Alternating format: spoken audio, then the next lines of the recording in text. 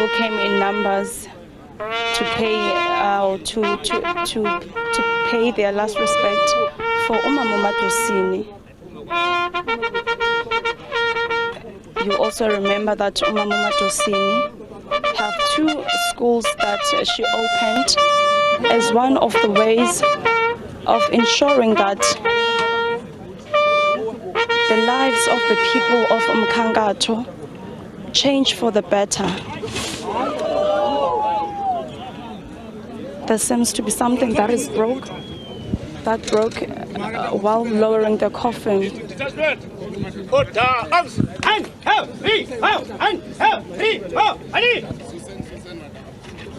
They have removed the coffin as they will try to put it up again and lower it.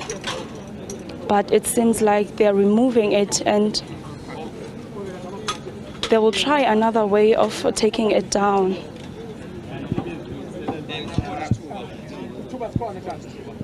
They are doing it the old way, which is how they used to bury people in the olden days, where people would get inside and hold the coffin from the inside and put it down, which is how people were buried before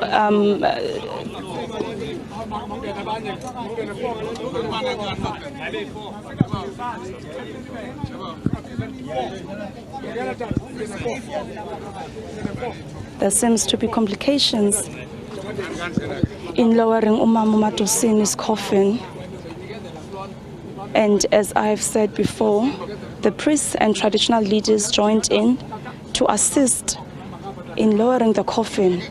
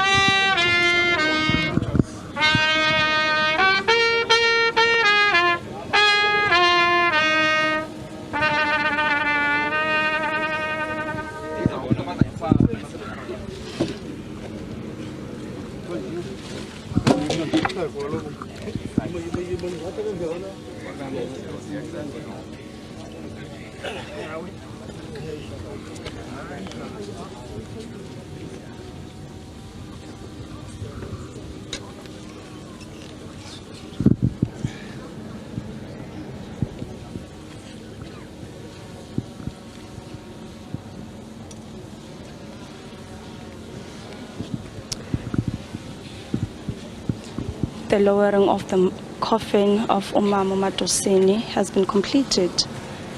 And as you can see, we see the Premier of the Eastern Cape, Oscar Mabiane, the Sports and Arts and Culture Minister, Umama Nongceba Gonziwe, and there are other artists that are here that came to pay tribute to Umama Madosini, Esona Lukabazi, who is the young girl that Madosini ensured that she excels in playing the instruments that she was playing. Ulusanda Mcinga, we spoke to her earlier, narrating to us about the struggles that they face as artists in the province. Uthandeka Mfiyongo Umsaki, who was also performing, Udizu Plachis, Upetro SP Sanchez. And there's something about Petro that I can just tell you now, that he worked with Umama Madosini for almost 20 years, but Petro doesn't understand Xhosa and Umama Madosini did not understand English, but they worked for so many years and were able to communicate with each other.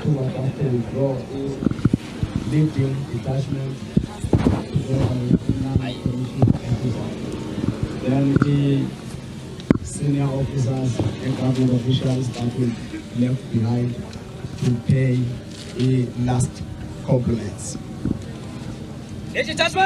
Shut down, arms! And move to the left, columns of toes. Left hand. Right wing, crossing by the left, quick march.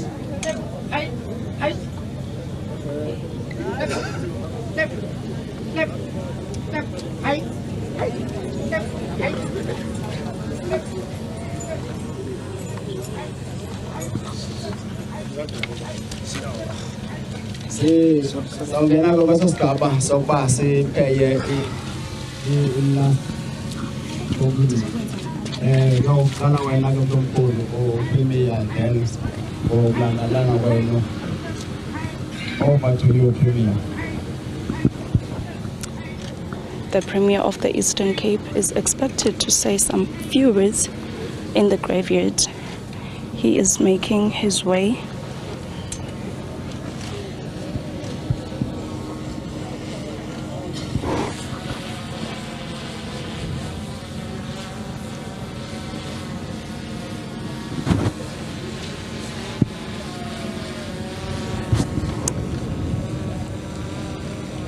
This is one of the ways that Xhosa people use as a sign of paying respect for people in the graveyards.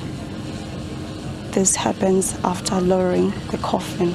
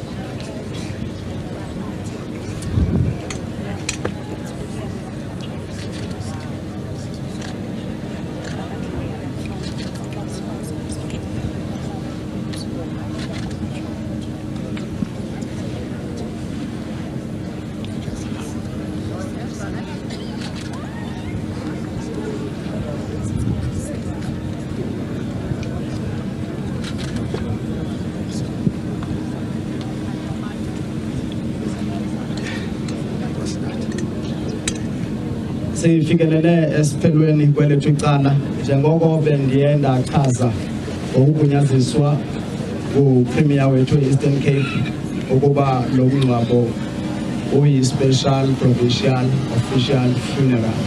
Sifikelele esiphelweni ke ngoku ndiyawazisa ngokusesikweni ukuba ngaba ufikelele esiphelweni ngoko National Instruction 8 of 2020. Amen. Ngoko kuzakwenzeka ukuba siza-withdrawa from apha ngokomthetho wethu ke inkonzo izawuthatha over igqibezela inkonzo yomngcwaba ngokwesivumelwano.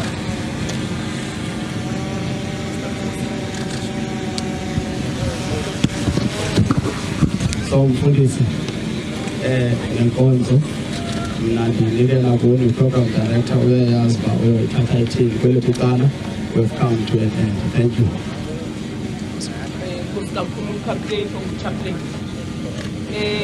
Sifuna ukulela kakhulu sibuburhulumente ngembeko engaka esiyifumeneyo. Upremier nam ke uphathiswa sifuna ukucela uxolo apha kwiinkokheli zonke inkani nefemeli. Kufuneka ngoku sisuke apha siye eBloemfontein njengoko nisazi uba norhulumente umbutho wawo ucelebrate iminyaka 111 ngomso eBloemfontein. Ngoku ngenxa yendlela ukude nangenxa yeweather sicela xa nisibona ningasiboni, ningathi siye sanishiya enyanyeni sanidamba. Sizokwenza loo mbeko ke apho ukuba ngoku sizawubaleka ngelileqa indlela siya kwela laseBloemfontein apho upresident ezathi ethetha khona ngomso. Enkosi kakhulu. Over to you, Mfundisi. Mtshana Siyabonga kakhulu Premier nomphathiswa Chairperson kakhulu. Mfundisi, siyabonga kakhulu Mfundisi, nami mandikholwa kanibona ngithuma nami kumele siyifumane emonto. But Mfundisi, enkosi kakhulu ngokusebenzisana isebenzisana kakhulu, enkosi kakhulu. Lo msebenzi uzoshiya umfundisi ushezi ebengithethe naye ukuthi awuqhube nani nonke befundisi. Hallelujah. Siyabonga kakhulu. Ayinyweba abangayo abangcwele kambi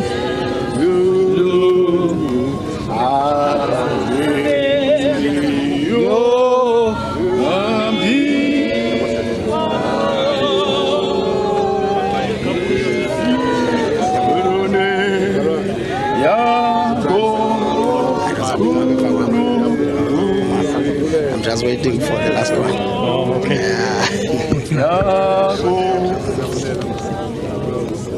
Masithathe isithuba sibulise kuzo zonke izihlonipheki zethu, sibulele kakhulu kuchaplain othe wenza lo msebenzi wamhle kwandiliseka kanje. Asizuba salibazisa ke, sizokhawuleza ke sefumane izifundo zokugqibela ukuze bathi bonke abefundisi abakhoyo apha basondele sinikwe umhlaba sizokwazi ukunikela ngomzimba emhlabeni. Wathi uYesu kuye, ndimuvuko ndimubomi, lo ukholwayo kum nokuba uthe wafa wodla ubomi, bonke abadla ubomi bekholwa kum abasayikufa naphakade. Uyakholwa nakoko. Thixo ulihlathi uligwiba kuthi ezimbandezelweni ufumaneke luncedo kunene. Kunjengokusikwa imfesane koyise kubantwana, ukusikwa imfesane kukaYehova kwabamoyikayo, ukuba uyakwazi yena ukubunjwa kwethu ekhumbula ukuba siluthuli. Kristu kunjeke uvukile kwabafileyo, waba inhlahlele abalele ukufa, kuba ekubeni kaloku kungomuntu ukufa ukwangomuntu ukuvuka kwabafileyo. Kuba njengokuba kuye uAdam bafa bonke, ngokunjalo nakuye uKristu baya kudlisa ubomi bonke. Elowo ke kolwakhe uluhlu inhlahlela enguKristu, kamva abakaKristu ekufikeni kwakhe kwanduleke ukubakho isiphelo. Xa athi wabunikela ubukumkani kuye uThixo uyise, xa athi wabubhangisa bonke ubulawuli nalo lonke igunya namandla, kuba umelwe yena kukuthi alawule athi azibeke phansi kwenyawo zakhe zonke intshaba. Olokugqibela ke utshaba liyakubhangiswa kukufa, kuba izinto zonke wazithobela phansi kwenyawo zakhe. Wosuka ubani athi bathini na ukuvuka abafileyo, bayawuzabe namzimba unjani na? uThixo ke ulunika isiqu njengoko athandileyo, ileyo ke imbewu inike sesayo isiqu. Lunjalo ke kanye novuko labafileyo, umzimba uhlwayela unokonakala, uvuka ungenakonakala. Uhlwayela uswele imbeko, uvuka unobuqaqawuli.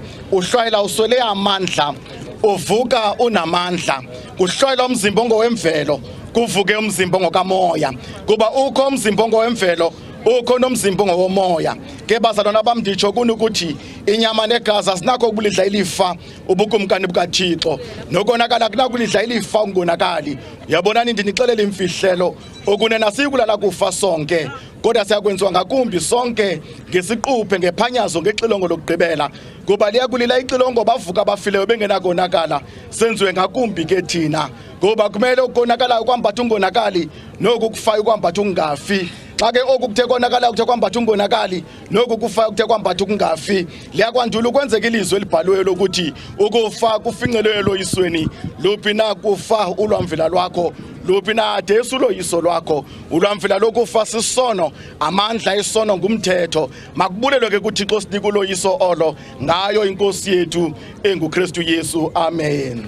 Phakathi kokudliwa kobomi sikwasekufeni ncedo singalifumana kubana ngaphandle koYehova nokuba ndihambe emfuleni wethu lokufa ndiyukoyikabubi ngokuba wena unami intonga yakho umsimelelo wakho uyandithuthuzela yonke inyama injengengca nabo bonke ubuqaqawuli bomntu ubunjengetyatyambo yengca ingca iyoma ivuthuluke netyatyambo yayo ke lona ilizwi lenkosi lihleli ngonaphakade njengoba kholekile kuThixo namandla onke ukubiza umke apha umphefumlo walomzalwana wethu othandekayo uDr Latozi Madosini Mpahleni siyawufaka ke umzimba wakhe emhlabeni ungumhlaba emhlabeni uluthule elithulwini uluthuli eluthulini umphefumulo wakhe siwushiya kuThixo umdali nomsindisi wakhe ngokuthi bekunaphakade amen cele utata uMatomane athandaze asikobinhle owethu othandekayo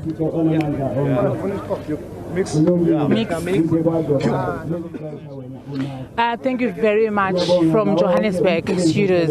We are still here at Mkhankato in Libode in the Eastern Cape. We just from the graveyard now. With me is the Premier of the province, Mr. Oscar Mabuyane. He spoke fondly as well about the late Dr. Latozi Madosini Mpahleni. The Premier joins us now to tell us more about some of the issues he touched on when he was delivering his eulogy. Mr. Premier, good afternoon and thank you so much for joining us. You spoke about the exploitation of artists and that the ICU is behind those who are behind the exploitation. Tell us more about that. Well, firstly, let me take this opportunity to really convey our heartfelt condolences to the family Yakwa Mpahleni and everyone close. Also, extending those condolences to the sector, those who worked with her colleagues, etc. Yes, we are raising the point because this problem of management of our artists. We've seen this in the Eastern Cape a lot. We will look at our artists performing all over the world on TVs, etc. But when they die, we have a problem. Some die as paupers, and it's always difficult to even bury them. As we have said, official funerals are not meant to bury everyone who's in the TV or a poster, are meant to actually give respect to some who have actually really punched above their weight. So we are raising that point because we are very much concerned on this issue of royalties and how you managed the actually resources of these people pre and post or posthumously. So we are raising that because we need to find a way of stopping it. So SIU is the only institution that probably can look at it deeper to help and guide government. It's not only always about suspicion of corruption, but it's also about how to help government to understand some of deeper issues in terms of transparency and accountability. So it's going to be important. We've seen this. We always say these things when we are confronted with situation in funeral. So at least let's get a sense what's going on, what exactly happening with royalties and the management of these, and how are these people, their families should be taken care of. They should not be in the situation where we always find them. You can see Mama Latozi has actually left and spent life in Cape Town, met people, stayed with people who were managing her for years and years. But you can still see that she was still far in terms of her actually life, regardless of the impact she has made, not only in South Africa but in the world. But today we're here to celebrate her life and siyavuya community yalapha eMkhankato imkhusele yamkhulisa wana 78 years khulela apha engazange aye esikolweni. Sibonile ke into kokuba you can be a professional noba uyile esikolweni noba awuyanga esikolweni. Kubantu abatsha masifunde isakhono netalente yendalo. Siyabona nasebholeni ibuya jonga ebholeni to the developed world. I-players akunyezalanga uba masithethe ilanguage engeyo yazo, so but abantu abayakwazi ukushowcase italent yabo. So i-exploitation efuneka iphelile, funeka kurespectwe all our indigenous languages, abantu bakuthi bakhuselwe. Xa umuntu enetalent italent yakhe mayibe bubomi, mayibe yicareer, mayimphuhlise iphuhlise nabantwana bakhe. kodwa siyabulela kumama uLatosi nge-impact nemfundiso ayenzileyo. Baninzi abantu abazawukhula abazawulandela ekhondweni lakhe usuka la ngawo lo mzuzu.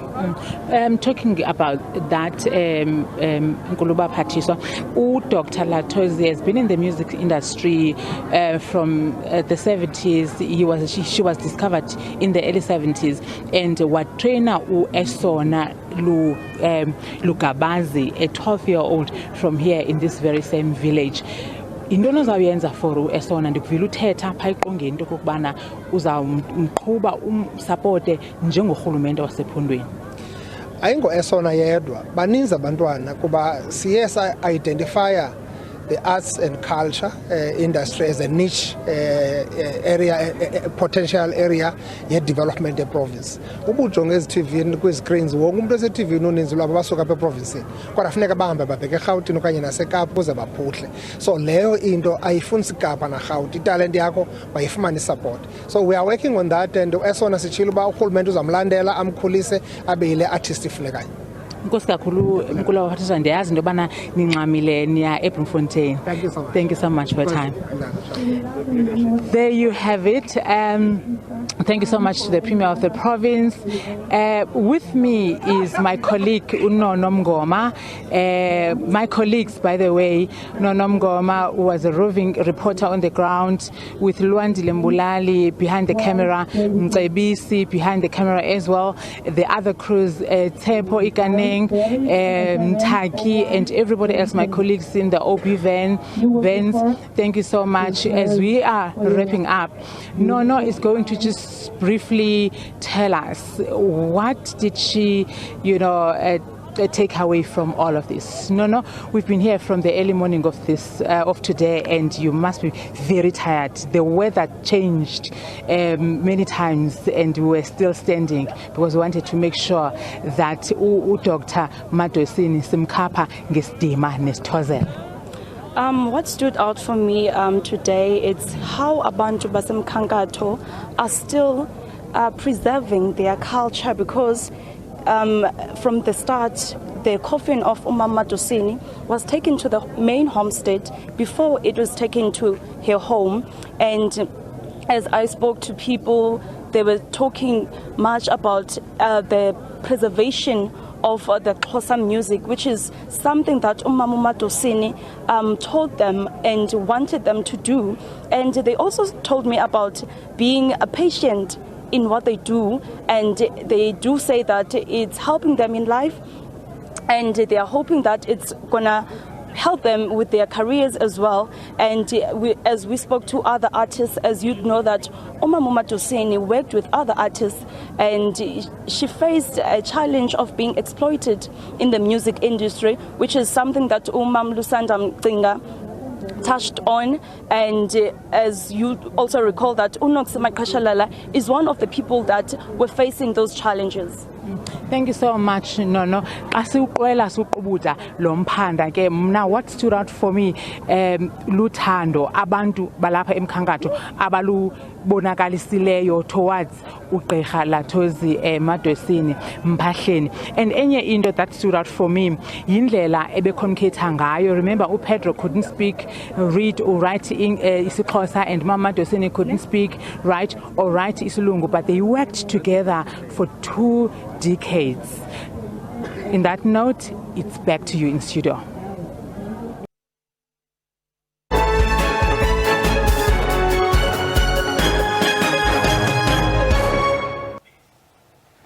Well, hello and welcome. You are watching The Week in Review with myself, Liesl Wilson. Let's take a look at some of those stories that have made headlines, perhaps also kept South Africans talking. There appears to be some unhappiness within the Tri-Apartheid Alliance over a possible cabinet reshuffle. Newly elected ANC Secretary General Fikile Mbalula earlier implied that changes to the executive were being discussed. Amid a weakened tripartite alliance, the SACP has called out its partner, the ANC, for pronouncing on debates of a cabinet reshuffle. I heard the new Secretary General, Comrade Figi. He pronounces that there are debates about reshuffle of cabinet. I do not know about that. I'm a General Secretary of the Communist Party. Where does he take that mandate? It is this kind of things that are are disrespectful to us, we will not accept this kind of tendencies. Because then why are we here? Why are we in an alliance? These sentiments are expressed ahead of the looming 2024 elections, where the SACP has not ruled out a possible contestation outside of the alliance. In other words, if the alliance remains not reconfigured, if there's no tangible progress towards the reconfiguration process, the SACP has taken a decision already. It's as simple as that. Mapaila was addressing leaders and members of the Communist Party who gathered at the Avalon Cemetery to commemorate the life of its former General Secretary, Joe Slovo. The annual commemoration comes at a time when the state of the nation is a subject of much debate. This is due to, amongst others, crime, poverty, unemployment, and continuing rolling blackouts. Upon reflecting on the decaying quality of life in the country, the electricity crisis took center stage. The Communist Party says Slovo's efforts were not in vain and is further calling for action to rebuild a socialist movement within communities, ultimately in pursuit of a mission of a better life for all. Kani Mapanga, SABC News, Johannesburg. Right, so the ANC's 55th National Conference concluded in the early hours of Friday morning. The gathering adopted a raft of resolutions, including the 6-month review of cases of those affected by the step-aside rule, as well as the creation of a monitoring and evaluation unit at the party's head office to monitor the work of those deployed in government, amongst others. Now, at least over 3,000 delegates joined the proceedings at different hubs across the 9 provinces, with the main one happening in Bloemfontein. For this and more, we bring in political analyst Professor Abeki Ngomezulu. A very good afternoon to you, Prof, and thank you for your time. Thank you for having me, Lisa, and good afternoon to your viewers. So, the 55th National Conference, having resumed on Thursday to adopt policy resolutions that ultimately will be setting the direction for the party over the next 5 years. How would you weigh in on some of the highlights of the conference? Obviously a first of its kind, where we've seen this kind of delay. No, it's very concerning, Giselle, I must say. It's very concerning because some of us would have expected that given that the ANC has been holding such conferences since as far back as I can remember, one would have expected that by now they would have gotten experience as to how to avoid some of these glitches. For example, I was making a point 2 weeks back that one thing that is supposed to have happened is that the registration process is supposed to start at provinces, so that when they go to a conference, when they arrive at the conference venue, it's just a matter of verifying if indeed the people who are at the conference are the ones who are supposed to be there. That will then expedite the process, but this did not happen. So as a result, there were so many delays to the extent that the conference had to be deferred for another day or to be postponed for another day after having failed to conclude on the matters. And the most important part, of course, is that the elective conference is supposed to adopt policies that would have been discussed at a policy conference. So ordinarily, the main focus should be on the policies and not necessarily on the election of individuals to implement those policies. But we get the order totally wrong, whereby the emphasis is on the election of the leaders, and then there is very little time left for the discussion on the policies, which is why then some of these policies could not be concluded or could not be deliberated upon. And then the last point is that most of the decisions, or some of the decisions, were only held by the delegates via the media, as opposed to those issues being discussed in the, closed sessions of the party. So that is a serious concern, which is why some of the members of the Tripartite Alliance are not happy about some of the pronouncements. So those are some of the highlights that came to me. Yeah, no, absolutely. Actually, let me pick up on some of the points regarding leadership contestations and also policy. I wonder, while the conference, we obviously saw that leadership contestation happening. I wonder how you'd weigh in on whether the chosen candidates are aligned to the party's policy intentions. I'm asking this because, one has to look at the type of ideas that has come through and the main priorities of the country and what's needed to move things forward economically. Do you think those align and inspire, particularly as we head into 2024? No, at least, truth be told, the ANC has never been short of ideas. It has never been short of policies. A number of policies have been accepted, and a number of resolutions have been taken, including the ones that were taken at the 54th National Conference in 2017. The only area where the ANC has been lacking is on the implementation part. So whether you elect X or elect Y, it's neither here nor there. The reality of the matter is those individuals are not supposed to act alone. They should be part of the collective. The question we should be asking is, has the ANC learned from previous experiences? I'm doubtful if indeed that is the case. I'm saying this if, for example, if you look at a province like KwaZulu-Natal, some of the mistakes it made in 2017 were the same mistakes it made in 2022, whereby it came back empty-handed, simply because of failure to strategize.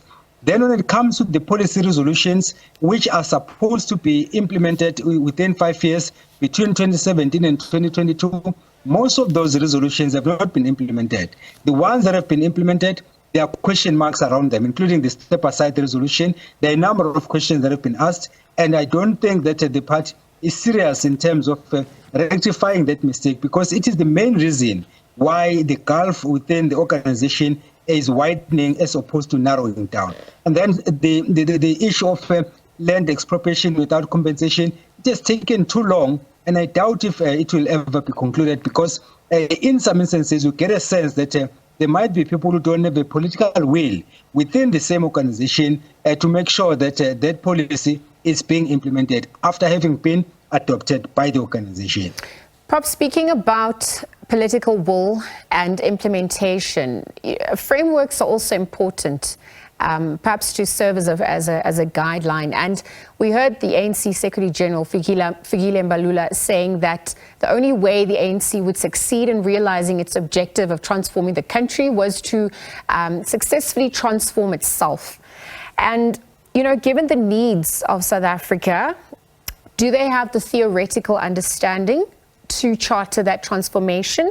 But in the same breath, as we look at ideology and stances, was that also successfully defended? How would you weigh in on that, on the back of, you know, them speaking about maintaining preferential procurement amongst other policy matters?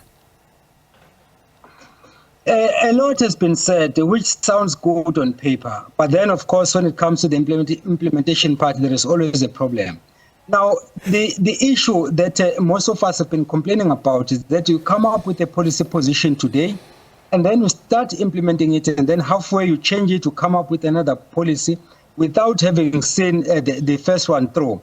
And that becomes then a problem because there is no consistency. And then the other thing that happens is if you change a leadership, then the new leader wants to come up with something totally different, despite the fact that whatever policy that is in place is a policy that was agreed to or agreed upon by the members of the organization. So whether we are changing the procurement process or whether we are changing any of those things, it's okay on paper, but are we going to see any change between now and 2024? Remember that 2024 is just around the corner. It might appear that it's too far, but it's around the corner. Now, if the organization has not been able to implement most of the policy positions between 2017 and now, will it be able to implement the same between now and 2024? I doubt it.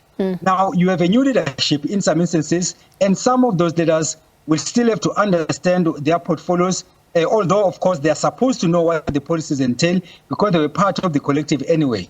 But in some instances, we'll find them saying that we are still trying to figure out how to do things and so on and so forth, and time is of essence. So I'm doubtful if the organization will be able to achieve its goal, that is to win the 2024 election under the circumstances. Look at load shedding, for an example. A lot has been said, some ideas have been put on the table, some promises have been made, but instead we have moved from stage 2 to stage 6, and it's not getting any better. You go to the unemployment rate, is the same thing. You go to the crime rate, is the same thing. So the question is, when will we get things right? That is the question that I think it is not easy to answer, given the context I've just painted. No, absolutely, Prof. And I mean, there are a lot more questions that have come to the fore on the back of this. But thank you for your time. We'll leave that conversation there. Prof. Bheki Mngomezulu, political analyst, weighing in after the conclusion of the ANC's 51st National Conference, concluding in the early hours of Friday morning, where we obviously saw the party adopting a raft of resolutions that will set the direction for the party for the next 5 years. Thank you to Prof for his time. In other news, just before we continue, let's take a quick ad break and continue on the other side.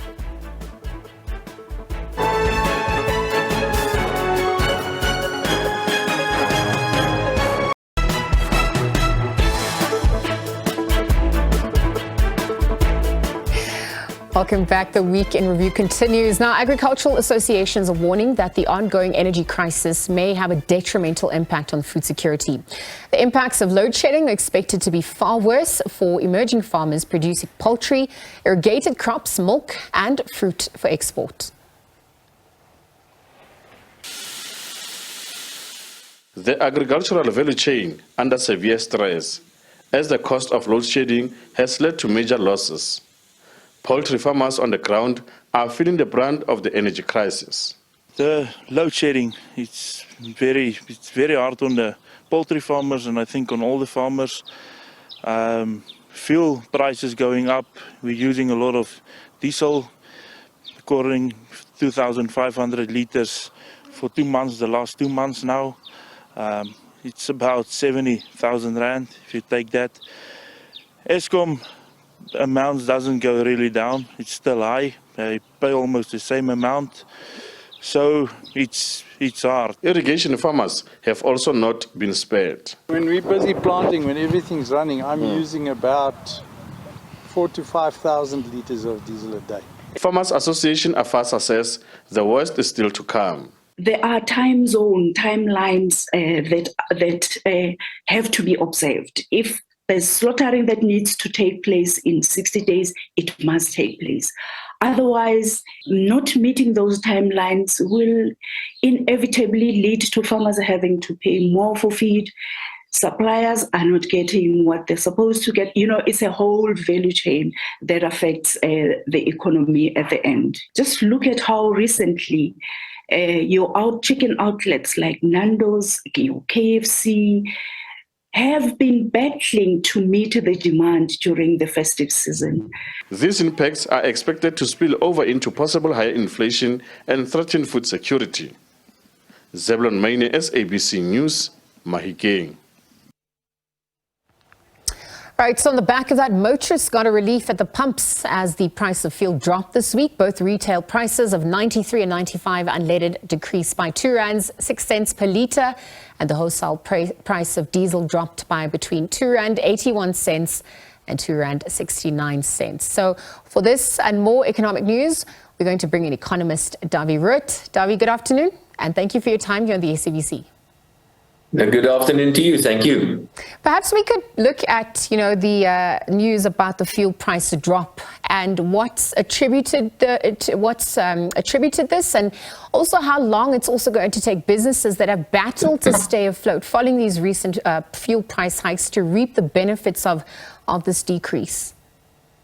Yeah, I think to start off, I think it's important to just make the comment that price changes in the economy happens with leads and lags. So if there's one change in the price of anything, it doesn't matter whether it's the price of money or price of food or fuel, it doesn't matter. It takes some time before it filters through to the rest of the economy. So the effect of last year's price increases are, in a way, only being felt now. And the effect of the reduction in the petrol price now will probably only be felt in a couple of months' time. So there are leads and lags. But it's certainly very, very good news for us because this is a substantial reduction in the petrol price and in the diesel price, and it will go a long way in keeping a bit of a lid on inflation. The reasons behind this has to do with two factors, as always, or mostly, and one is the exchange rate of the Rand, and the Rand has been behaving itself quite nicely recently, and more importantly is the international oil price that has been coming down, and oil price has come down quite a lot since the beginning of last year when there was this huge increase in the oil price, and that of course also contributed to the reduction in the petrol price and in the diesel price. I have to warn, however, in that is that next month the Minister of Finance will have his annual budget, and I am pretty sure that he's going to increase the taxes on fuel again. So I won't be surprised if we see an increase in petrol price in the month thereafter, in March. But thereafter, depending, of course, what's going to happen to the international oil price and the price of the rand or the exchange rate of the currency, what will happen to fuel prices then? But I'm relatively optimistic, except for the increase in the taxes that can be expected next month. Thank you for that context. Let's perhaps bring it closer to home. Let's look at those who are in power. And they actually just concluded their 55th National Conference. And so ahead of the budget speech, as you alluded to now, we obviously heard the party considering many policy priorities aimed at promoting social economic well-being amongst citizens. And I wonder how you'd weigh in on that. Perhaps also, what's been said and whether it's enough at this point to effect long-term changes that's so desperately needed. I think the short answer is no. This morning I read another article about Minister Mantashe saying that they want to change the mandate of the South African Reserve Bank, I guess, to get the Reserve Bank to try to grow the economy faster, which is a huge mistake. That's another policy mistake. And there are many, many other examples of policy mistakes in South Africa. We have to remember that we have a government that basically failed South Africa. The reason why the state-owned enterprises are where they are, the reason why the farmers are complaining, you had an insert about that just now, is because of the wrong macroeconomic policies. It is because of mismanagement of the state-owned enterprises. And now we've got a general election around the corner next year, and that means that we're not going to see much governing happening. So what the politicians are probably going to do over the next couple of months before the election, they're going to promise us the sun and the moons and the moon and the stars, because there's an election around the corner, and that's more important for them now than putting the right policies in place. So I'm afraid this government has been a huge failure to South Africa, and if there's anybody that should be blamed, it must be the ANC government. Well, speaking about policy, I mean, you've also now spoken about the energy crisis and want us to look at how South Africa becomes attractive in a business sense, given that the energy crisis is harming the country's economic growth prospects, but which has implications for the financial year, but also, ratings agencies, amongst others. How would you weigh in on what they've also now echoed about, having to restructure Eskom's debt and make it a priority, which is probably a song we've heard being sung for quite some years? We must understand that capital is a coward. Capital goes to places where they feel they can get a good return. Capital goes to places where they feel that they are protected, and capital flees from places where there's some sort of threat or where they can't get a proper return. Now, last year we've lost we're getting the final numbers in now, but we've lost again many billions of rands in foreigners simply dumping our stocks and dumping our assets in South Africa.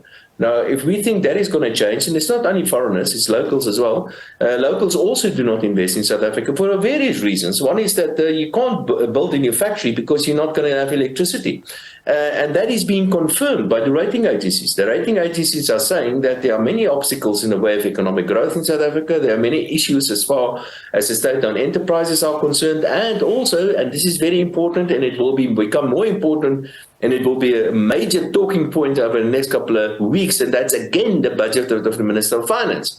If you look at the budget and the fiscal accounts, that has become unsustainable as well. So the reality is that we've lived beyond our means for far, far too long, and we have to start cutting back because our debt levels have reached levels that are unsustainable, and the rating agencies are telling us that. And until we fix that, I'm afraid we're not going to see major investments in the country. And then when we look at the issue of social grants, the party's Commission on Economic Transformation also resolved that social grants and welfare payments should be protected from inflationary pressures, and also expanded to provide for basic income as per government's budget. But is this the right move? Can we afford this? There's obviously lots of tactics going into that ahead of elections. How would you weigh in on that? How do you square this circle? It's really simple, politicians will talk about progressive taxes and regressive taxes and indirect taxes and social support and all those sort of things. But the reality is really, really simple and straightforward to understand. We have an economy that is it's excise. We have so many taxpayers that pay so much to the Minister of Finance, and we have many, many tens of millions of people receiving money from the Minister of Finance, coming basically from the taxpayer. And the reality is that we are overtaxed in South Africa, and the demand on the fiscus has become excessive, and we simply cannot afford this anymore. It doesn't matter what the politicians say. It doesn't matter what they say about the various taxes and where they're going to get the money from. We ran out of money. There's no money more available to pay for all these excesses in many instances. And of course, we have to have sympathy with many millions of South Africans that are unemployed, that are facing extreme levels of poverty. And the reason for that is just because the economy is not growing. And now we're paying the price for the wrong macroeconomic policies of the past. And we will continue to pay that price until we face the reality we ran out of money, and we better put measures in place to get this economy to grow. And I'm afraid that is not going to happen. So we're speaking about measures. We started off on a positive note with the fuel price dropping. We spoke about the context and how we've gotten here. And let's look at the way forward. You spoke about the upcoming budget speech that's meant to be delivered. There's the State of the Nation. But also there's a possible imminent reshuffle that's also been on the cards. Ahead of that, though, tomorrow is the January 8th statement. And I wonder what, the president in himself should be speaking about to inspire the nation. Perhaps what are some of those expectations you're looking for? I think, the president is a politician, and he needs to make sure that his party gets re-elected. He's got about 1.5 years before the next general election. So he's got to put measures in place to get re-elected. And I'm afraid there simply isn't time anymore. So we ran out of time. I think what is going to happen is that, what is happening, and there are many examples of this, is that we've lost confidence in this government. We've lost confidence in the future of this economy. Until we've regained confidence, the economy is not going to grow. And I'm afraid there's not much that the president can say about this. But a good starting point certainly will be to make some significant changes to the cabinet, get rid of all those. There are many members in his own cabinet that he's calling him a liar in public, as an example. Get rid of those people. See if you can cement your position more as the president of South Africa and the president of the ANC. See if you can implement one or two policies that somehow can get people to start trusting the ANC government again. And I can think of one or two things that can be done, but don't think you can make fundamental changes before the next general election. We simply ran out of time. It's not possible to do that. Maybe I should just mention as well that it's not only the fall in the petrol price that's some good news. We've got some other good news in South Africa as well. And we have to appreciate that we have somebody like Lesetja Kanaga, who is the governor of the South African Reserve Bank, forcing us to take very bitter medicine, but that's the kind of thing that needs to happen. Politicians must learn from that. And we also have to appreciate that we've got a Chief Justice in the form of Justice Zondo. Those are the kind of people that we need in South Africa. But I'm afraid changing other macroeconomic policies, we've simply left it far too long. Davi, thank you for your time. On paper, it seems we've got everything mapped out. Implementation is where questions arise. But we'll leave that conversation there. Davi Root, economist, weighing in on what has transpired on the economic front this week, perhaps how all this and more affects what lies ahead for January of 2023 in South Africa and beyond. Thank you to him for his time. Let's take a quick ad break and continue with more news when we return.